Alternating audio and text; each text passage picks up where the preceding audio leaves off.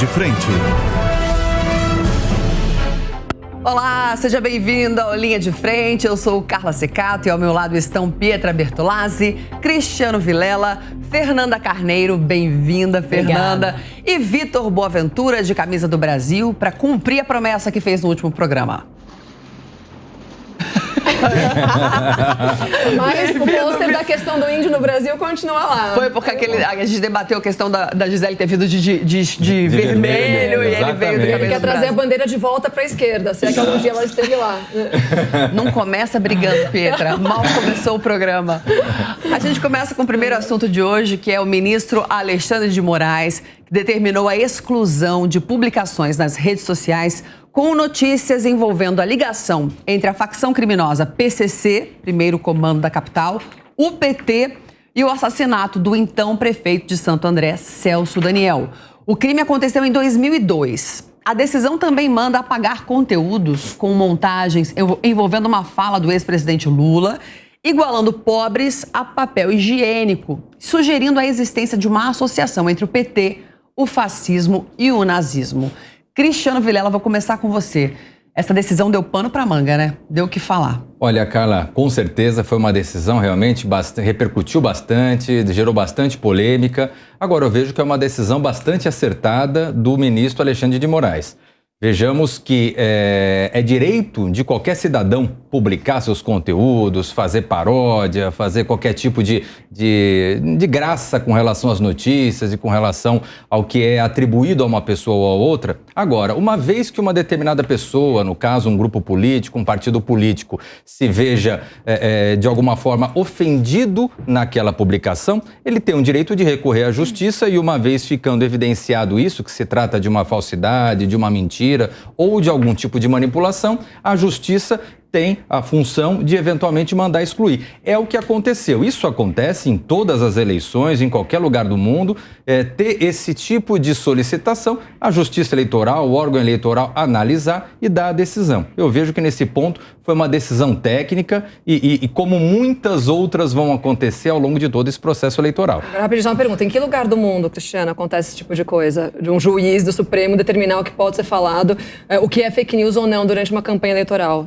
Eu desconheço. Nos Estados Unidos, por exemplo... Nesse caso, Alexandre de Moraes, ele está atuando como ministro do TSE e o órgão eleitoral, ele é o órgão ao qual cabe analisar se determinada postagem, se determinada propaganda, se determinada divulgação, ela é ofensiva ou não em relação ao que estabelece a legislação eleitoral. Isso acontece muito, né, em Cuba, na Coreia do Norte, na China. Isso acontece em absolutamente todos os países sérios do mundo que tem um órgão eleitoral, eleitoral que fazem o controle do processo eleitoral. Todos os países, todas as democracias do mundo têm órgãos eleitorais e tal como o Brasil. Você acha democrático tolher a liberdade de expressão de pessoas físicas, inclusive, não só a liberdade de expressão, ela é uma garantia constitucional, ela é um direito constitucional que deve ser usado e gozado por todos nós. Agora, uma vez seja extrapolado, aquele que se viu ofendido tem o direito de pleitear na justiça.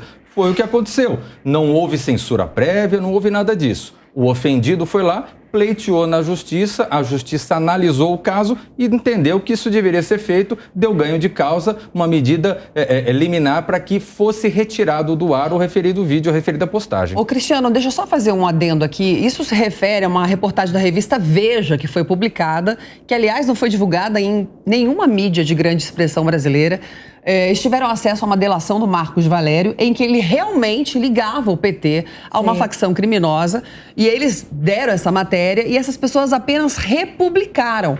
E eu tô com a ação aqui inteira na mão, eu estava lendo aqui, as pessoas tiveram acesso, o PT, a campanha do PT que entrou com essa ação, dizendo que isso trata-se de propaganda eleitoral antecipada negativa.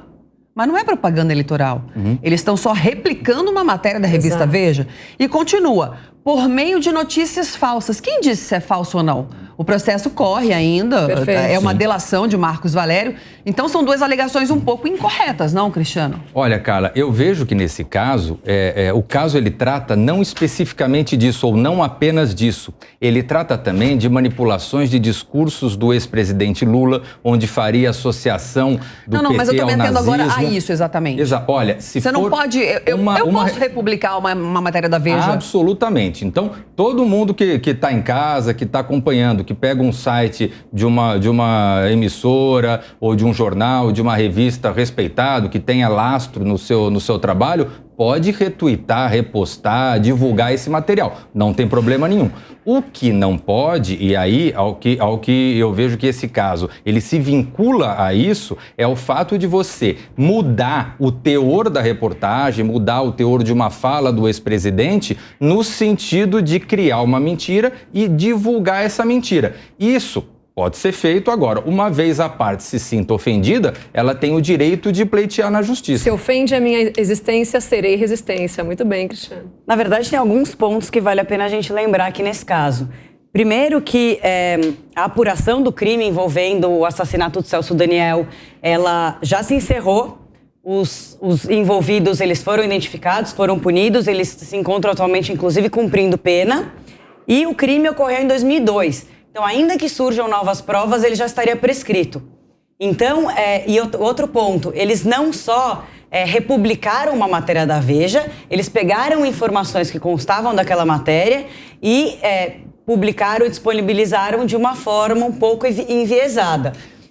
Eles quem? Vamos voltar para a revista Veja, porque eu assisti a matéria da revista Veja, ela apenas citava a delação de Marcos Valério. E não é a primeira vez, e tinham inclusive áudios, né, que realmente alguns membros do PCC diziam que durante o governo PT era muito mais fácil trabalhar. E é isso que deu a origem a essas especulações e tal e tudo. O que me preocupa muito, Cristiano, Pietra, vou passar para você de novo e depois para o Vitor, eu acho que está havendo um exagero de cerceamento de liberdade. Porque uma vez que eu, Carla Ceccato, como indivídua cidadã, quero republicar uma matéria da revista Veja, eu posso. Isso não é propagar notícia falsa, isso não é fazer propaganda negativa eleitoral. Eu não estou fazendo propaganda para ninguém. Olha, Carla, sem sombra de dúvida, eu repito isso. Quem quiser republicar, repostar o site de uma fonte confiável, e a revista Veja é um órgão de imprensa com mais de 50 anos, é um órgão confiável, né? Você pode fazer, deve fazer, não tem problema nenhum. Esse caso, o que houve foi uma manipulação da notícia. Então, se pegou, não, só replicaram, Cristiano. Trechos da notícia, se juntou com imagens falseadas à fala do ex-presidente Lula. Esse tipo de informação. Foi um apurado uma concatenação de informações, não foi uma distorção de informações. O objeto da decisão Os vídeos foram manipulados, tá o Lula lá falando, pobre é igual papel higiênico. Como é que pode ter sido manipulado isso aí? Como é que pode ter sido manipulado? Foi uma fala recortada. Não significa que foi manipulado. Isso é manipulado, mas como é que se manipula uma frase? A frase é a seguinte, pobre é igual papel higiênico. Como é que isso é recortado num contexto que não faça sentido? Isso eu não consigo entender. O recorte, sem identificar o contexto em que ele foi dito, e o contexto desse vídeo, por exemplo, era: existem políticos que consideram pobres como papel higiênico. Eles usam e jogam fora. Ele falou, pobre é igual papel higiênico. Foi o que ele falou. Você tá querendo... Você editou o vídeo, publicou só um trecho para dar a entender que isso era um entendimento e um posicionamento do Lula. E não era? Ele falava, mas o que ele quis dizer, então? O que ele quis dizer, então, quando ele fala que pobre é igual papel higiênico? Ele não falou isso. Ele falou que existem políticos que entendem que o pobre é papel higiênico, obviamente não se referindo a ele. Aqui eu não faço... Nesse caso, realmente, tiveram 3 agências de checagem e confirmaram que realmente foi editado. Quem são as agências de checagem? Quem está por trás das agências de checagem? Os vídeos estão disponíveis na internet. Se você tivesse dado o trabalho, era só assistir que você teria percebido isso. Deixa eu só explicar, é que elas são amigas. E aí, quando é amiga na vida pessoal, já vira essa briga mais... Com o Capês era assim, com o Cristiano pode ser também. Eu não tenho essa cerimônia, né, Carla? Você sabe. Tipo, ela é madrinha da filha dela, então assim, vocês não reparam se rolar uma puxada de cabelo, um negócio assim. Não é nada pessoal. Eu vou de 20 anos. Eu ia chamar o Vitor, você posso chamar ele? Mas depois eu só quero... Não, pode continuar, então eu chamo ele. Então, assim, já que o Alexandre Alexandre de Moraes determinou que 16 ideias fossem derrubadas, né, que estavam relacionando ou replicando essa matéria da Veja, que ao contrário do Cristiano, né, eu não considero a Veja um veículo confiável, mas essa matéria está lá, as pessoas replicaram e já que elas replicaram, eu não considero isso nenhum absurdo, né, ele falou, replicar matérias não é nenhum absurdo, aliás, nem dar sua opinião a respeito de qualquer coisa é um absurdo para mim, né, quem acompanha aqui o programa sabe que eu sou uma ferrenha defensora da liberdade de expressão, mas enquanto o Alexandre de Moraes não derruba tudo que tem, porque é muita coisa, né, que tem favorável à teoria, né, se é que dá para falar assim, sobre a relação entre o PCC, o PT e o caso Celso Daniel, eu quero indicar aqui para vocês o documentário sobre o Celso Daniel da Investigação Paralela da Brasil Paralelo, que deixava muito bem esse crime. Eu recomendo que vocês assistam para que vocês mesmos tirem as conclusões de vocês. Tá, antes de mandar para o Vitor Boaventura, Vitor, uma das pessoas citadas que foram obrigadas a retirarem os posts foram 16 pessoas que foram obrigadas a pagar, senão tem multa diária. Primeiro tem uma multa inicial de R$25 mil se a pessoa não apagar, e depois uma multa diária que varia de 10 a 15 mil reais. No caso, uma dessas pessoas só tinha replicado a matéria da Veja. Isso é errado, né, Vitor? Você não pode replicar uma matéria de uma revista? Por exemplo, eu repliquei, não falei nada, só botei a matéria. Perfeito, cara. Em relação a essa, simplesmente você compartilhar a notícia, eu concordo com a fala do Cristiano de que é perfeitamente possível que qualquer pessoa, a partir de uma fonte que seja confiável, enfim, da sua confiança, faça a replicação desse conteúdo na rede social. Agora, a decisão, ela analisa aspectos mais amplos, né? E o que me parece ter sido o objeto da decisão do ministro Alexandre de Moraes foi fundamentalmente a narrativa que se cria a partir desses fatos. Então, muitas vezes você parte de um pressuposto que é falho ou controverso, no caso, essa reportagem da revista Veja, e a partir dele e outros fatos, você cria uma narrativa eleitoral falsa, que visa exatamente prejudicar um ou outro candidato. É importante a gente ter em mente que a decisão do ministro de Moraes, ela busca a imparcialidade, ou seja, o que ele pretende é garantir para os eleitores brasileiros e brasileiras que a escolha, né, o exercício da sua cidadania através do voto aconteça a partir de uma disputa eleitoral que é regular, né, e que ambos os oponentes estão jogando limpo. Ou seja, é claro que a gente sabe das táticas eleitorais, a gente sabe que é natural na eleição que se tenha essas teorias e teses e narrativas, mas no quanto possível a ideia é que esse jogo seja o mais limpo possível e que a discussão ocorra a partir de propostas, né, para a população brasileira. Então, é interessante essa decisão nesse sentido. E quando ligam, por exemplo, eleitores de Bolsonaro a nazistas, exatamente esse exemplo, perfeito. Ou colocam imagem, agora recentemente flagraram o pessoal gravando um vídeo numa produtora, uma superprodução do Bolsonaro sendo assassinado, né? E estão agora investigando esse caso. Então, assim, pau que dá em Chico, dá em Francisco. O Bolsonaro não pode tomar um leite. Bolsonaro tomou um leite numa live e associaram ele ao Hitler. Assim, é uma coisa... Eu acho que o TSE não vai agir de ofício em casos desses, mas se houver realmente uma representação, eu tenho plena convicção que eles vão decidir da mesma forma. Eu acho que houve uma representação em relação a associar ao fascismo, né, ao nazismo, e foi dito que não. Isso aí, nesse caso, é liberdade de expressão. Exato. Na verdade, que é bem enviesado, né? Tem um trecho do voto do Alexandre de Moraes nesse caso que eu acho que resume perfeitamente o entendimento, que ele fala: liberdade de expressão não é liberdade de agressão e liberdade de expressão não é liberdade para propagação de discursos de ódio mentirosos e agressivos. Então, agora defina o que é discurso de ódio, o que é propagação, o que é fake news e o que é discurso de ódio. Até onde vai o discurso de ódio? Por Se exemplo, fere a minha existência, seremos resistência? Com relação vai até onde os teus sentimentos começam a ser feridos? Não, acho que não. Então como que é? O que define o discurso de ódio? Você tem plena liberdade de, por exemplo, se você falar, olha, existe uma... Com relação aos vídeos, eu acho que claramente isso é fake news, assim, eu duvido que alguma pessoa discorde disso. Se você assistir a íntegra dos vídeos, que tem, acho que são 3 vídeos, um vídeo tem 20 minutos, outro tem 40, e eles tiram lá um trecho de 2 minutos e mudam completamente o sentido do que foi dito ali. Eu acho que isso é fake news, sem sombra de dúvidas. Agora, essas matérias, né, que vinculam o assassinato do Celso Daniel ao PT e ao PCC, eu acho que isso pode partir partir como ponto de partida para uma investigação, mas o que eles falam ali é claramente vincular os três de uma decisão, um processo que já foi encerrado. Mas eu não vejo qual é o problema de você revisitar, se é que dá pra gente falar assim, um caso que foi encerrado em 2002. A gente faz isso o tempo todo em relação à história, em relação à nossa jurisprudência, em relação a tudo. Não vejo por que, né, hoje a gente tem mecanismos mais modernos de se entender o que aconteceu em determinada época, né? Tá acontecendo isso, inclusive, em relação ao caso Maria da Penha, né? Onde a gente sabe que houve uma manipulação ali de ideias, né, de fatos, para que essa lei fosse criada na época. Mas, enfim, voltando, eu não vejo por que a gente não possa revisitar um acontecimento tão sério como esse e que envolva um dos partidos políticos que envolva o partido político mais influente hoje no Brasil, né? Sim, por que revisitar isso justamente agora, a véspera das eleições, se esse caso de 2002, exatamente por a gente estar às vésperas da eleição e estar em perigo desse partido voltar, desse partido que, segundo consta na reportagem da Veja, não sou eu que estou falando, pode estar associado sim ao PCC e eu imagino que ninguém queira o crime organizado comandando o nosso país novamente. Mas, gente, o objeto...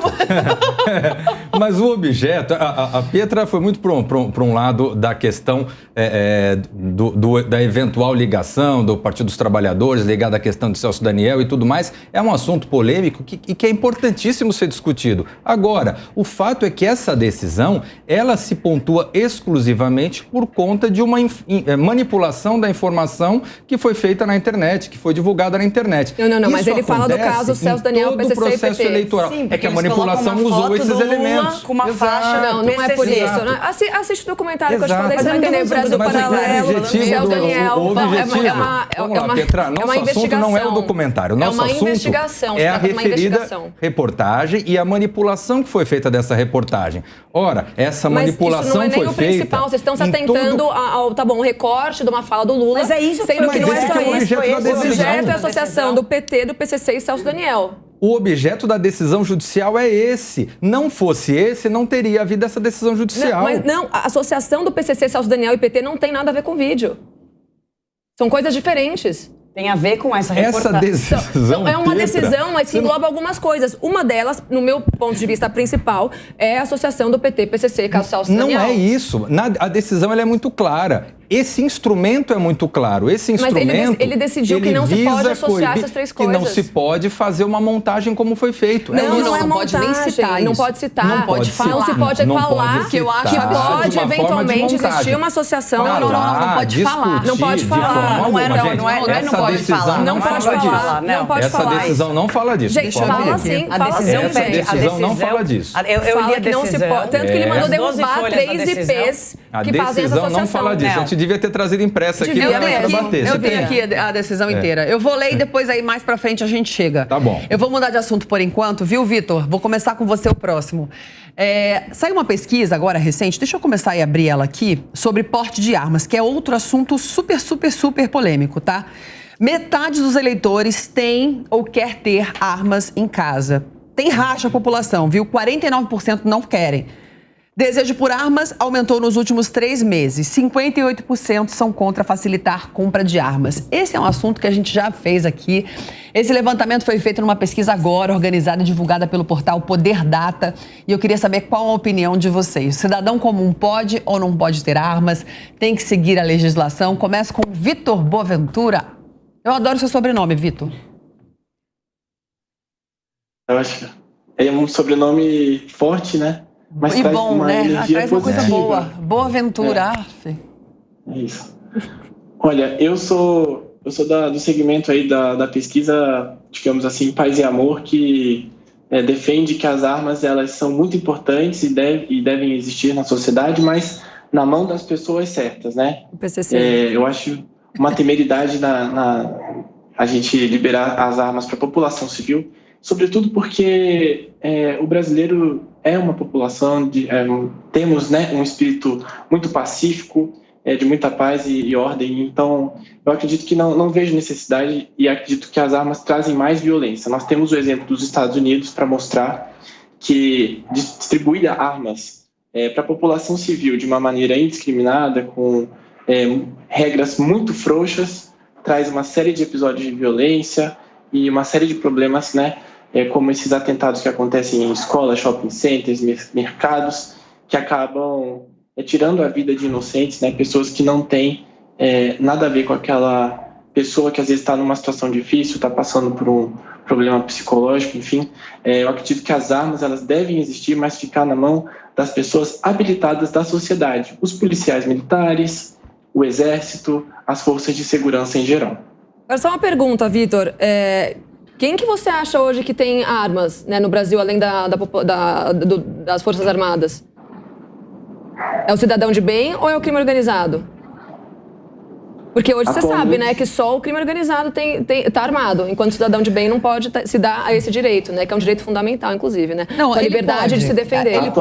Atualmente, ele pode. Existe uma lei que não pode ter armas, você tem que ter mais de 21 anos, você tem que ter residência própria. Foram super flexibilizados, né? Hoje em dia, se você tiver mais de 25 anos, estiver trabalhando, tiver endereço fixo, não estiver respondendo a um processo e, enfim, for aprovado num laudo psicológico e técnico que é super superficial, você já tem direito a ter uma arma em casa. Lembrando que existe a diferença do porte, né? Exato. Que você pode sair da tua casa com a arma, que daí os requisitos são mais complicados, e da posse. Uhum. E eu concordo com o que o Vitor disse, não dá pra gente tentar equiparar um bandido do crime organizado que tá armado com um fuzil com um cidadão de bem que tá lá na sua casa com uma arminha. Então, eu acho, eu tenho um posicionamento, enfim, Qual é o seu posicionamento? Quero saber. não tenho uma posição formada, eu acho que o porte... Não. Isso é raro. Você não tem uma posição formada sobre alguma coisa, é raríssimo. Eu acho que o porte Fernanda, de armas... Lá, vai, se posiciona, vai. Eu acho que o porte de armas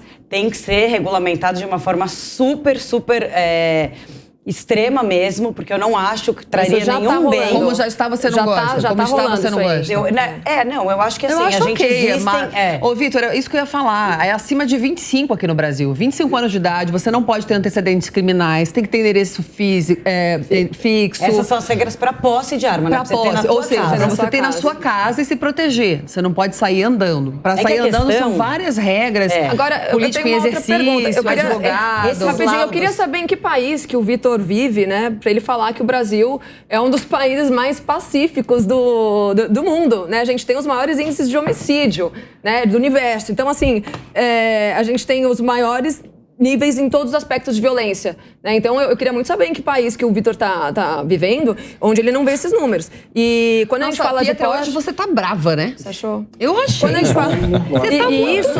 Isso se dá também por quê? Porque hoje é só o crime que tem a arma e não o cidadão de bem. Então o cara tem toda a liberdade para assaltar, para entrar na casa de quem ele bem entender, porque ele tem quase que 100% de certeza que aquela pessoa não vai estar armada e que ele não vai ter que entrar lá embaixo e não corre o risco dele morrer. Ou seja, é só o pessoal do mal ou as forças armadas que estão armados. Então, mas a população pode ter, viu? A população de bem aí é mais da metade. Olha, é bem difícil, pode né, falar, Boaventura? Hoje em dia não é difícil, é super fácil.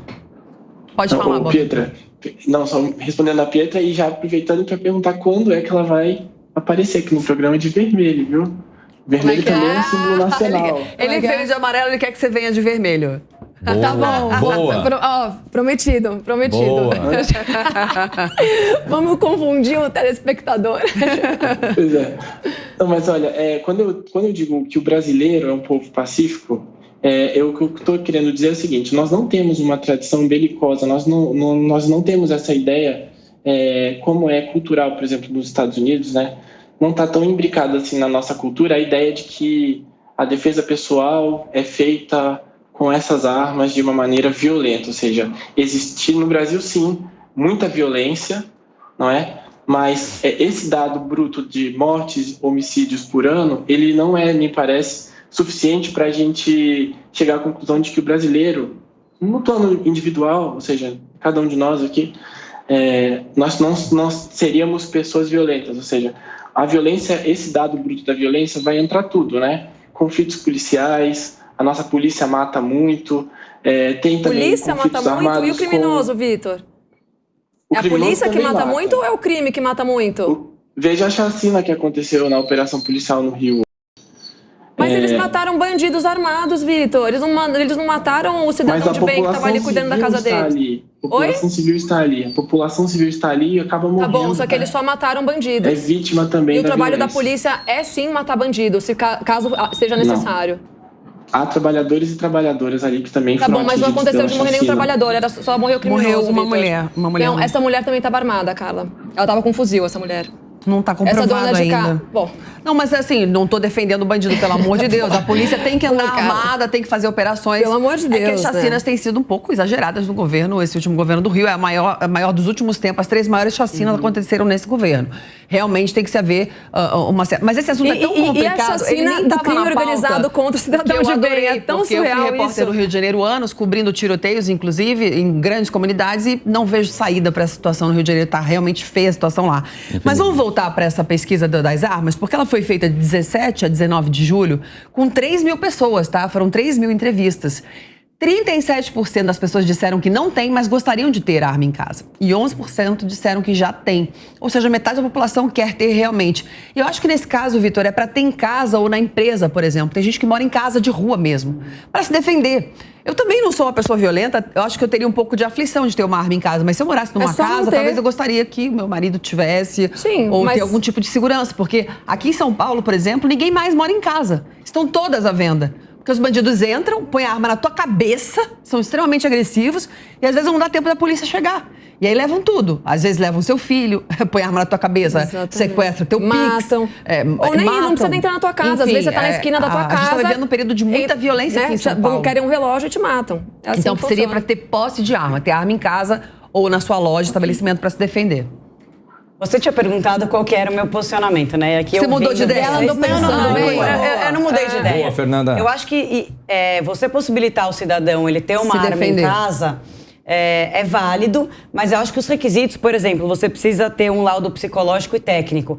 Esse laudo ele é renovado há quanto tempo? Existe um acompanhamento disso? Existe, ou não? renovado. Então, mas renovado há quanto tempo? Eu não tem sei, isso na lei? Mas a gente tem que ver. Mas eu sei que tem que renovar. Mas daí a pessoa tá lá, daí ela entra numa depressão, daí ela começa a brigar com a mulher, daí ela não sei o quê. Ela tem arma em casa. Quem é responsável por analisar mas você quer o quê? Mais pessoas? Você quer mais técnicos do Estado analisando isso? Então, ou você disponibiliza mais essas ainda? Pessoas, ou não dá para simplesmente colocar a arma na mão do cidadão e, naquele momento, ele tinha habilidade técnica e psicológica para manusear uma arma. E dali a 5 anos? Você é a favor da proibição? Não.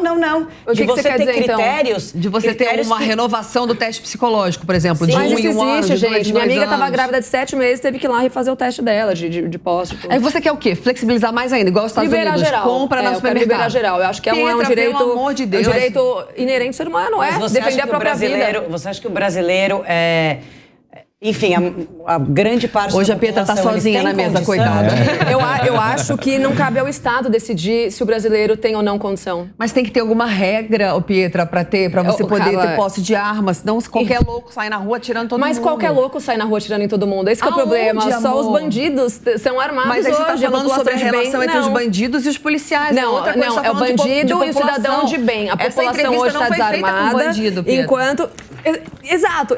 Mas olha que bom isso, né? 50% hoje da população quer ter o direito, sim, de ter arma, de poder estar armada livremente. E eles já podem. Então, eles já podem. Falar pra população. Não é livremente. Você tem uma série de pré-requisitos. Ela não é liberada geral. Você não pode andar armado. Seus documentos. Só que o bandido pode andar armado. Você não. Se eu sair da minha casa hoje... não falou ainda. E alguém quiser roubar um relógio, uma joia minha, e ele estiver com uma arma, eu não tenho como me defender. E ainda corre o risco de eu ainda dar o relógio e levar um tiro na cabeça. Então, se você não pode sair da tua casa com uma arma, eu não vejo como você possa defender a sua vida mesmo armado. Mesmo com a tua arma em casa, né? Isso não resolve muita coisa. Você quer ter porte de arma?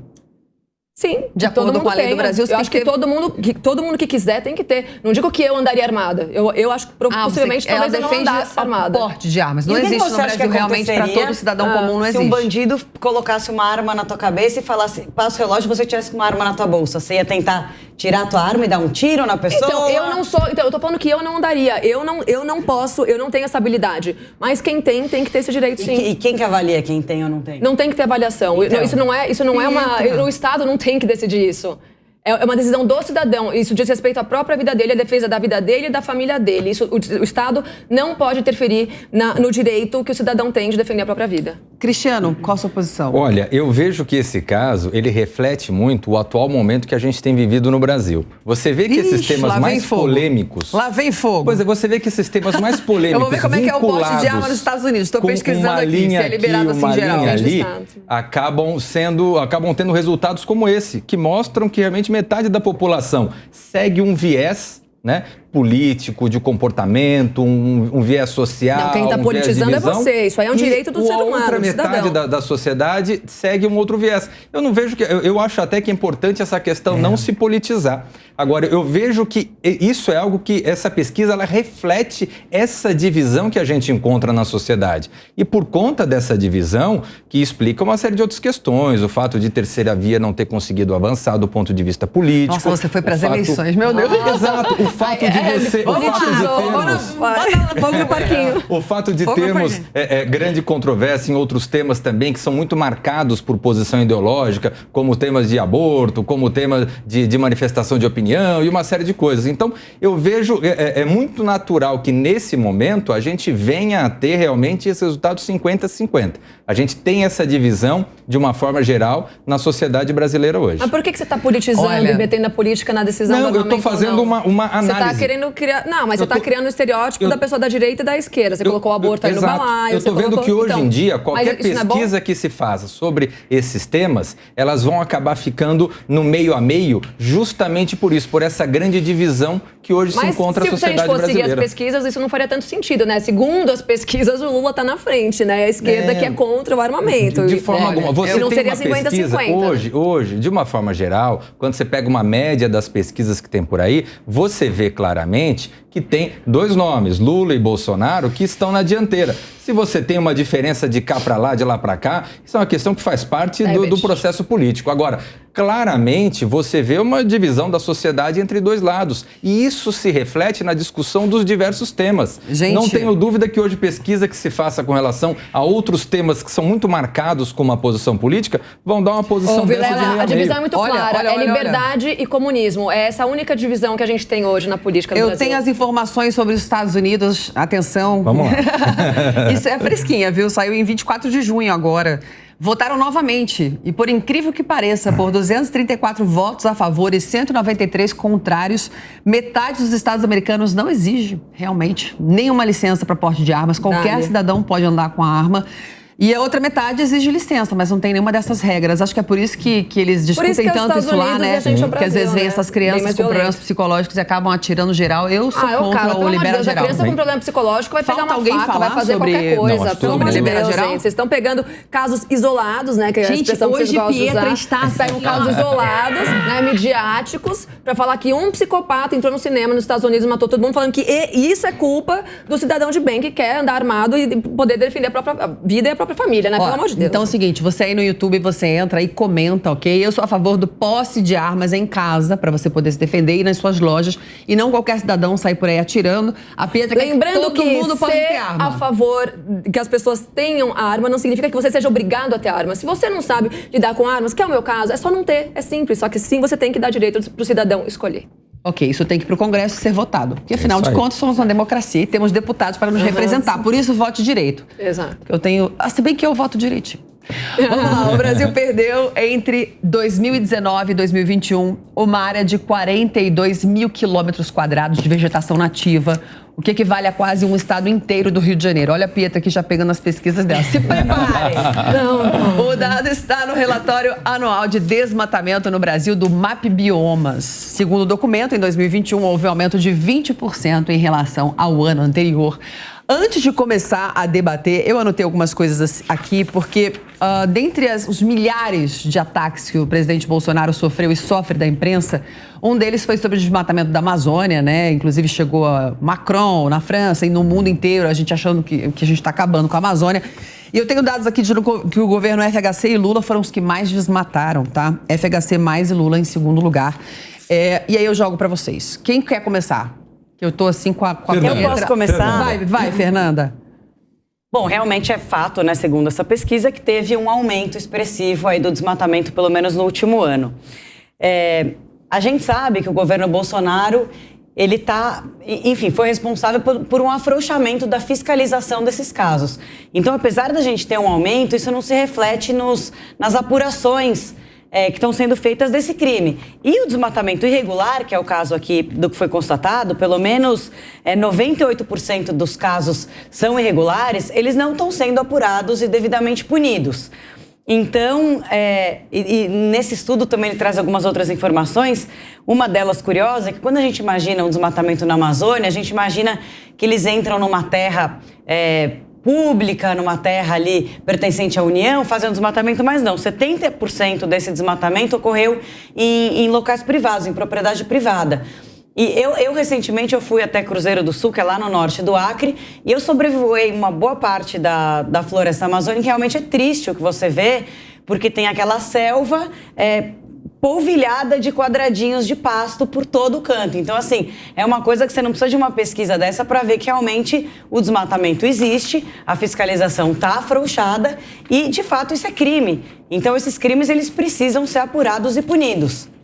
Agora vem Cristiano a Pietra. Eu a favor do desmatamento. Calma. Cristiano Vilela, por favor. Olha, eu concordo totalmente com a visão colocada pela Fernanda. Eu vejo que é uma questão que tem que ser punida independente de quem seja o governo de plantão. A preocupação ambiental, o cuidado ambiental, o cumprimento à legislação ambiental é uma obrigação de um presidente de direita, de esquerda, de centro, de qualquer vinculação política, de qualquer vinculação partidária. Então, esse é um tema que a gente não precisa ideologizar. Esse é um tema que basta você fazer o cumprimento da lei, tendo fiscalização, tendo o cumprimento das regras que são rígidas no papel, mas que sem uma fiscalização você acaba tendo um aumento muito grande no índice de desmatamento. Eu só para defender um pouco a Pietra. Você já imagina qual vai ser? Eu não vou defender, mas eu vou jogar aqui. Muita gente usa a Amazônia, né, como se fosse própria e usa como bandeira, né, de ecologia e tal, sendo que os grandes países do mundo destruíram toda a sua mata nativa. Pegaram ouro, pegaram tudo que tinham, né? E a gente aqui não pode. Diz que é o pulmão do mundo. O pulmão do mundo não é a Amazônia, o pulmão do mundo são as algas marinhas, é o oceano, né? Exatamente. As pessoas que têm um pouco de inteligência sabem disso. Realmente tem que se haver a fiscalização. Se transformar uma floresta em pasto é um pecado. Mas poderia-se também ter uma conversa um pouco mais abrangente com os indígenas. Que parte eles gostariam de explorar, até para eles ganharem dinheiro, que tem muito indígena que quer ganhar dinheiro. Tornar, de repente, uma parte de garimpo, não de forma ilegal, mas que transferisse um pouco do dinheiro para os indígenas. Enfim, há que se fazer uma política para explorar esse território sem que não seja de forma ilegal, que não seja de forma criminosa.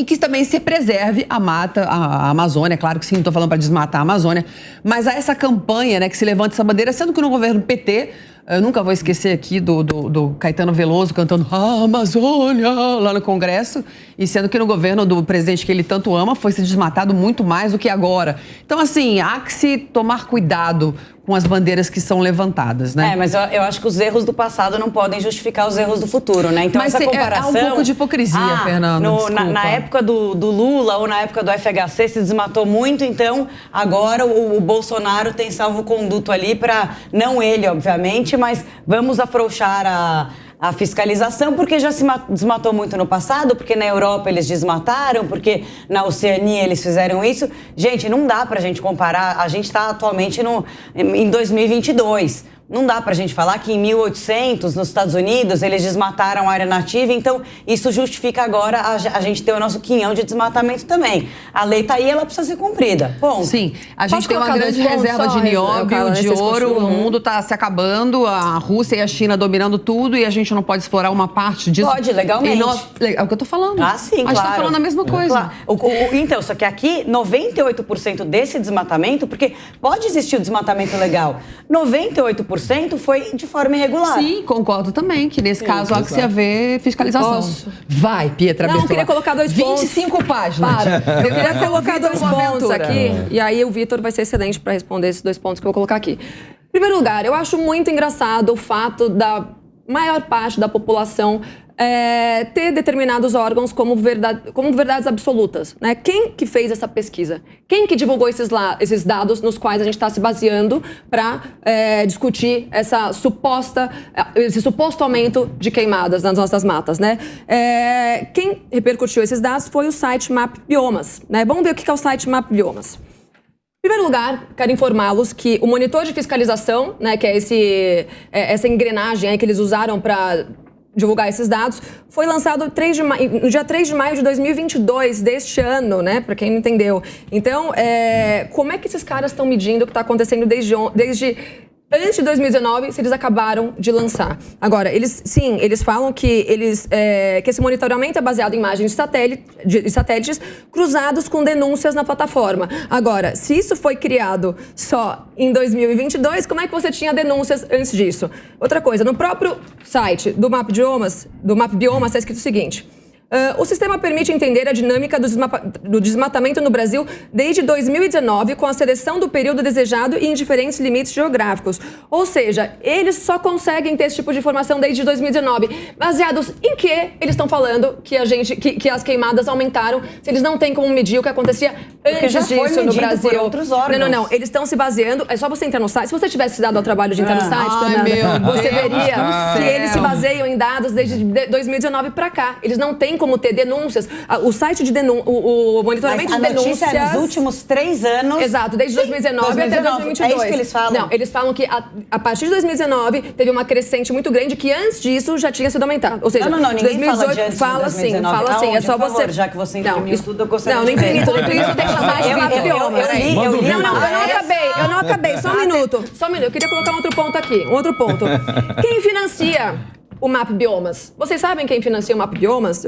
São 14 ONGs internacionais, entre elas, 2 são teoricamente brasileiras, eu pesquisei, mas elas são totalmente financiadas por europeus, né? E entre elas temos algumas da Noruega, olha que surpresa, né? Logo a Noruega, que também é a principal acionista da mineradora Hydro, né? E a gente também tem inúmeras ONGs americanas, né, que estão financiando a MapBiomas, e sabe-se que em 2017, né, segundo o Bloomberg News, o Obama destinou 77 bilhões de dólares para ONGs e agências que coordenam esse tipo de pesquisa relacionada ao aquecimento global. Porque quem está interessado em dinheiro quer que essa retórica seja comprovada através do MapBiomas. Mas Vitor Boaventura. Ao contrário, por que uma... Vitor Boaventura, obrigado.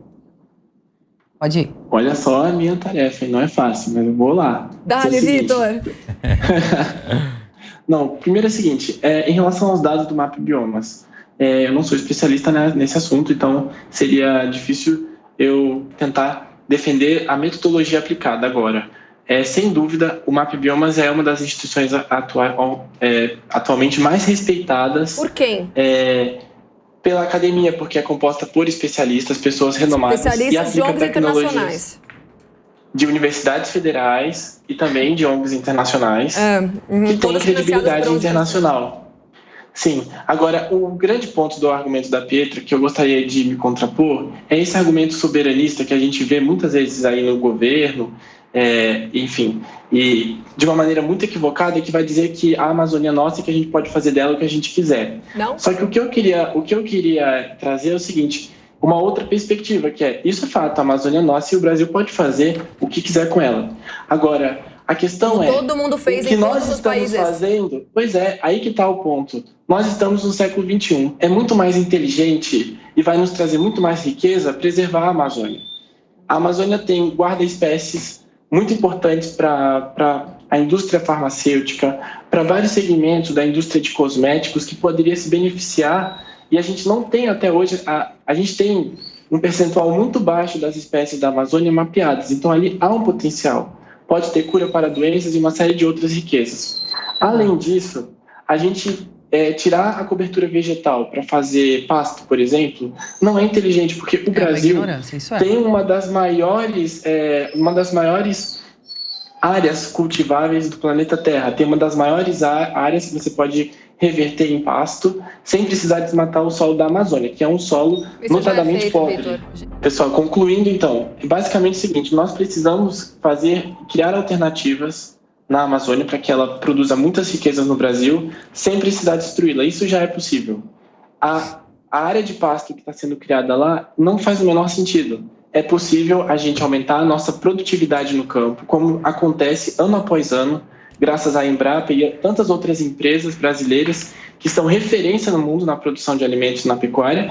A gente pode aumentar a nossa produtividade agrícola e pecuária sem precisar aumentar a área plantada e a área de pasto. Isso eu concordo com você. A ideia é essa. Exato. Concordo, Vitor. Realmente, eu quero dar um dado aqui, quando Vitor.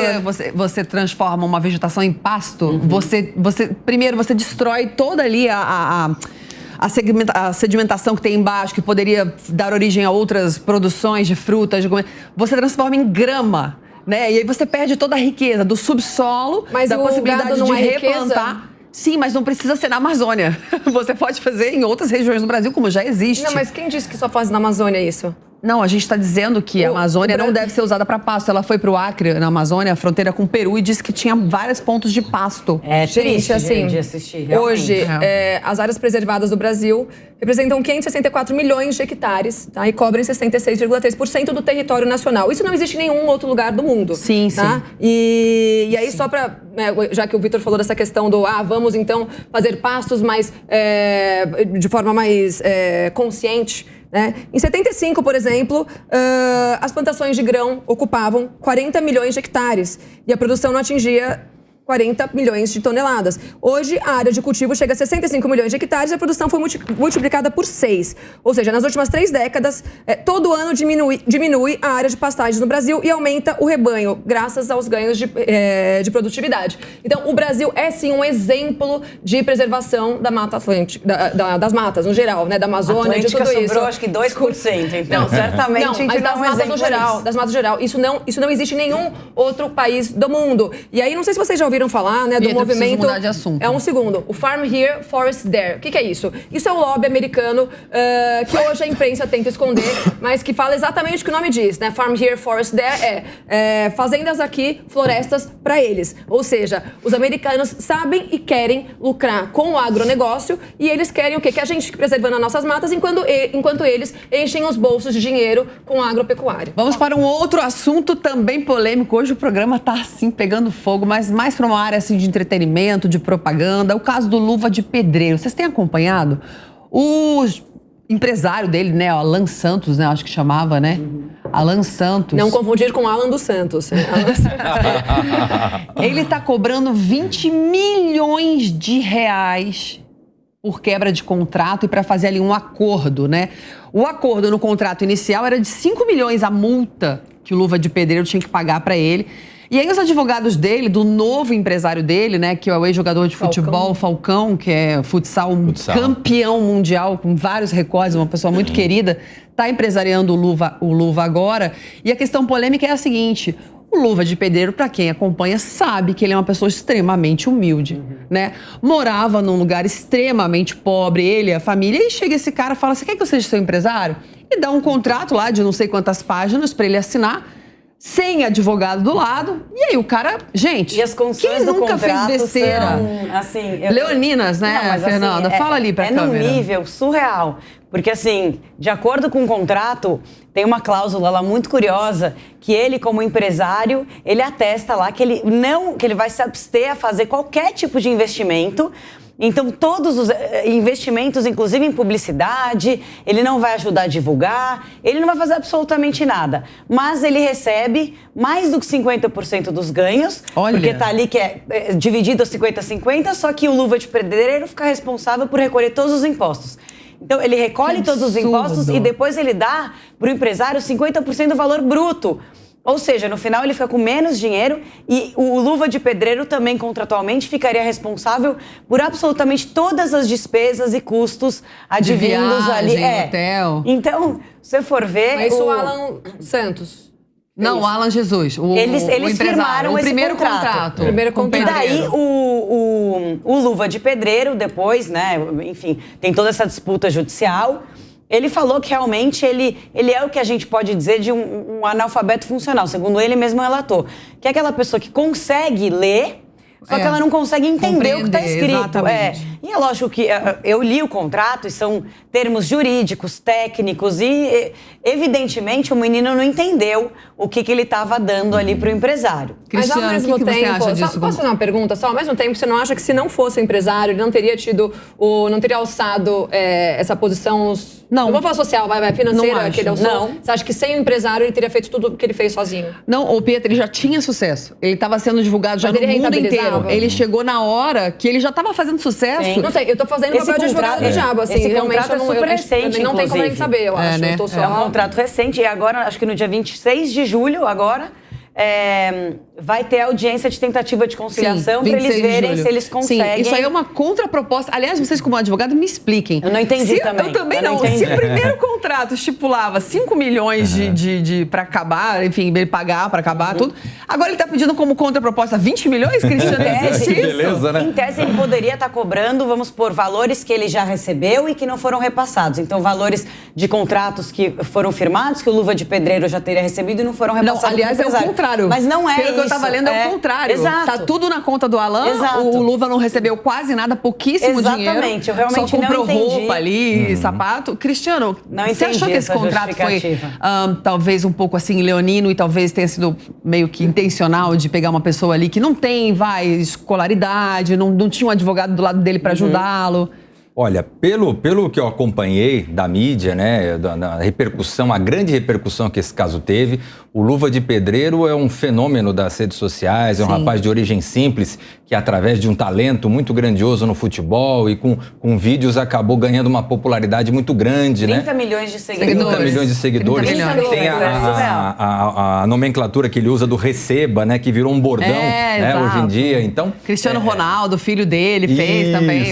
Então, assim, é uma figura que realmente ganhou esse destaque todo e pelos elementos que são colocados, né, de fato, havia essa discrepância que a Fernanda colocou da relação entre empresário e atleta, e figura conhecida, figura pública, enfim. Agora, eu gostaria de fazer também um contraponto, uma análise, porque eu vejo que esse caso, talvez ele deva ser analisado com maior profundidade. E eu, pessoalmente, não tenho elemento para me aprofundar tanto nesse caso. Mas tem algumas coisas que para mim me parecem um pouco estranhas. Quando eu comecei a ler o caso, a ouvir, acompanhar na imprensa, me pareceu que esse empresário teria sido um empresário que esteve com ele desde o princípio. Agora, me parece que esse contrato é mais recente, onde ele já teria uma certa notoriedade. Aí eu fiquei naquela dúvida, poxa, mas se ele já tinha uma notoriedade, como é que ele assinou um contrato tão leonino como esse, né? Segundo ponto, é muito fácil para nós nos compadecermos da figura do Luva de Pedreiro, que é uma figura muito simpática, muito carismática, de origem simples, né?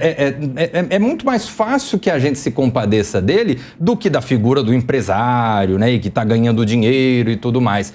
Só que, eventualmente, no caso concreto, a análise não seja tão maniqueísta nesse sentido. Então, é um caso que eu gostaria de me aprofundar, porque eu vejo que os elementos que são colocados, né, na imprensa e tudo mais, acabam nos levando a essa questão muito maniqueísta. Ô, Cris, então deixa eu te ajudar com um dado. Claro. Até hoje, o Luva de Pedreiro ganhou apenas isso aí são dados do UOL, tá? O UOL que conseguiu isso aí. 1.780.000 em publicidade, só até hoje. 1.520.000 estão na conta do Alan, do empresário. E ele repassou para ele só 268. Já começa assim. 268 Vitor Boaventura. É a alegação, Carla. Eu entendo, eu acompanhei esse dado realmente me chamou a atenção. Tá andando comigo, ele tá muito tóxico. Eu tô adorando. Mas essa é a alegação que é feita por ele. Eu vejo que... a alegação foi feito por ele. E, como isso você bem colocou, pesquisa, a manipulação da mídia também, focar só em alguns fatos. Então, assim, eu não tenho dúvida, pelo que eu acompanhei, de fato, é um caso absurdo que merece toda essa apuração. Agora, me chamou a atenção, me parece que é uma história que não está casando. Então, isso me chamou a atenção e eu gostaria de me aprofundar mais no caso para fazer uma análise mais justa. Vitor Boaventura, por favor. Né? Porque agora já tem... Eu comecei a trabalhar com publicidade com 9 anos de idade. Então, eu fazia comercial naquela época de Guaraná Brahma, que nem existe mais. E eu me lembro dos contratos, né? Minha mãe, super humilde, mano. Uma Can Erickson, agência de publicidade. Me ensinava qualquer coisa, bicho. Era R$100. Cruzeiro naquela época, né? Nem lembro quanto. Mas assim, o que eles mandassem, a gente assinava. A gente não tem sabedoria. Então eu já fico logo com o pé atrás. Quando vem um empresário querendo 5 milhões de multa de uma pessoa humilde, que mal começou a trabalhar, de 1.780.000, ele pega 1.500.000 para ele. Eu já fico com o pé atrás. Eu também achei, Carla. Só desculpa a observação, eu também achei isso. Aí quando eu comecei a ver e comecei a analisar que se o contrato é mais recente, se o Luva de Pedreiro já estava famoso, já tinha uma grande repercussão, não me parece estranho que ele tenha assinado esse contrato leonino agora? Se fosse algo lá no início, lá atrás, eu concordo que poderia ser. Agora que chamou a atenção, aí ele fez esse contrato. Ele não continua, é que a mídia... A mídia vai lá, vai ele na casinha, ele já tá morando no Rio de Janeiro, tem um monte de coisa. Tudo bem, vai, Vitor, pode falar, meu amor. O Vitor hoje, coitado, fez só visagem. Hoje você foi figurante, Vitor. Tá vendo? Hoje eu tô paz e amor e tô aqui só pra iluminar vocês com o verde e amarelo. Você tá muito querido hoje, Vitor. O professor Sócrates aqui atrás. O professor Sócrates aqui atrás de mim. Os quadrinhos. Com punho em riste. Vai, Vitor. Não, mas olha, esse caso do Luva de Pedreiro, ele mostra uma coisa assim, que embora as circunstâncias desse caso, como o Cristiano falou, ainda vão ser apuradas, tem muitas coisas que chamam a atenção e nos mostram que mesmo pessoas que estão em posições de fama, que já se tornaram conhecidas, podem se encontrar em situações de exploração, né? Então, eu acho que mais do que a gente olhar para esse caso especificamente, acho que traz à tona esse tema da exploração econômica do trabalho, porque querendo ou não, esse empresário, ao que tudo indica, incluiu ali cláusulas muito leoninas que acabam super explorando esse trabalhador, né? Então, é evidente que a gente tem que fazer sempre aquela análise de que talvez, sem a figura do empresário, ele não tivesse conseguido tantas posições assim de destaque e tanto sucesso. Mas, sobretudo, a gente analisar o quanto essa relação, né, pode ser uma relação de exploração do trabalhador, né, de exploração do trabalho desse indivíduo. Concordo uma plenamente. Situação, infelizmente, vivenciada por muitos brasileiros e brasileiras. Verdade, nem só pessoas de internet, né? A gente tem trabalho análogo à escravidão aqui no Brasil, até hoje. E eu nunca vi um contrato em que o empresário coloca lá textualmente que ele não vai fazer absolutamente nada. Então, eu não vou fazer divulgação, eu não vou ajudar a firmar contrato, eu não vou ajudar nada e você me dá 50% do que você receber. Então, assim, é um contrato em que você só dá e você não recebe. O mínimo de sabedoria não assinaria, né? Pietra, você quase não falou hoje. Você não estudou muito esse assunto? Não, é que eu tô generosa agora. No final, eu percebi que o Vitor agora que faltam 2 minutos pra acabar o programa. Falei muito hoje no programa, não, mas nessa, por acaso. Olha aí, Cristiano, a gente tá junto hoje. Você conseguiu participantes mais esquerdistas do que você hoje. Mas eu tô junto com o Cristiano nessa, olha só. Porque realmente, eu concordo, a gente não tem... Não, Pedro, porque você é do contra. Não, se eu tô do lado dele, como é que eu sou do contra? Porque você vai defender o advogado. Eu não quero defender ninguém. Eu acho que é muito cedo, a gente tem pouca informação.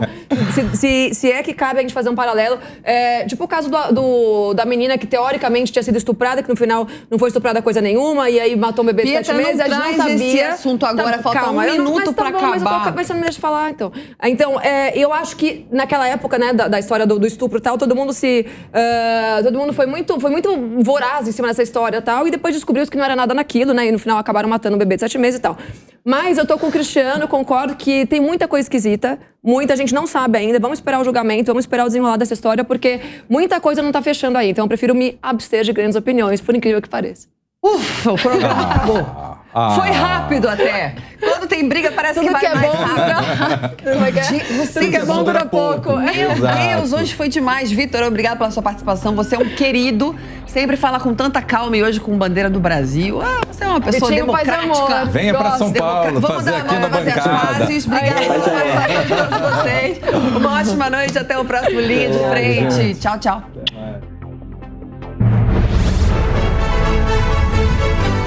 Linha de Frente.